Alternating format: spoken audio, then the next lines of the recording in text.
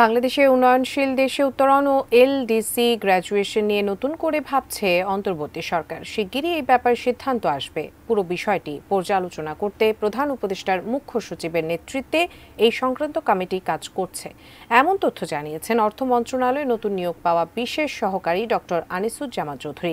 বিস্তারিত আরিফ জামালের রিপোর্টে। ক্ষমতাচ্যুত আওয়ামী লীগ সরকারের আমলে বাংলাদেশের স্বল্পোন্নত দেশ থেকে উন্নয়নশীল দেশে উত্তরণের বিষয়টি চূড়ান্ত হয়েছিল। সবকিছু ঠিকঠাক থাকলে আগামী বছরের ২৪ নভেম্বর বাংলাদেশের এলডিসি গ্র্যাজুয়েশন হওয়ার কথা। তবে উন্নয়নশীল দেশে উন্নীত হওয়ার পর ইউরোপের রপ্তানি বাজারে শুল্ক ও কোটামুক্ত সুবিধা সহ স্বল্পোন্নত দেশ হিসেবে পাওয়া বৈশ্বিক ব্যবসা বাণিজ্য এবং অর্থনৈতিক কর্মকাণ্ডের অনেক সুযোগ সুবিধা হারাবে বাংলাদেশ। জেনেক্সে শিফট করো, লাইফকে লিফট করো। সোমবার নিয়োগ পাওয়ার পর মঙ্গলবার সচিবালয়ে আসেন প্রতিমন্ত্রীর মর্যাদায় অর্থ মন্ত্রণালয়ের বিশেষ সহকারীর দায়িত্ব পাওয়া ডক্টর আনিসুজ্জামান চৌধুরী। সাংবাদিকদের সাথে মতবিনিময়ের সময় তিনি জানান, আওয়ামী লীগ সরকারের আমলে ভুল তথ্যের ভিত্তিতে গ্র্যাজুয়েশনের সিদ্ধান্ত হয়েছিল কিনা এবং বাংলাদেশের প্রস্তুতি কোন পর্যায়ে আছে তা খতিয়ে দেখা হচ্ছে। আমরা পুনর্বিবেচনা করার জন্য কমিটি হয়েছে, আমরা সহসা এটার সিদ্ধান্তে আসবো। তবে আমি এখনই বলতে পারবো না যে আমরা পিছিয়ে দেব।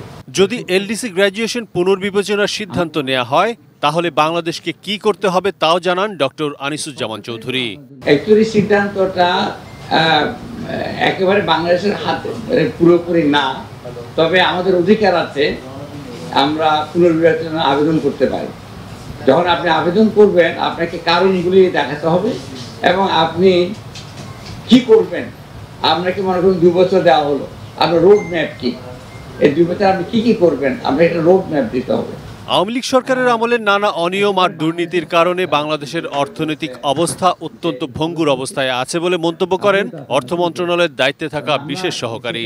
এক প্রশ্নের জবাবে বেশ আস্থার সঙ্গে জানান, বিদেশে পাচার হওয়া অর্থ ফিরিয়ে আনা সম্ভব।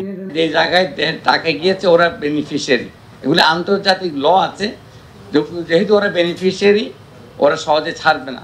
কিন্তু প্রফেসর ইউনূস সাহেব আমাদের শ্রদ্ধেয় প্রধান উপদেষ্টা, ওনার সামনে ওনারা নিজেরাই অফার করছেন সহযোগিতার।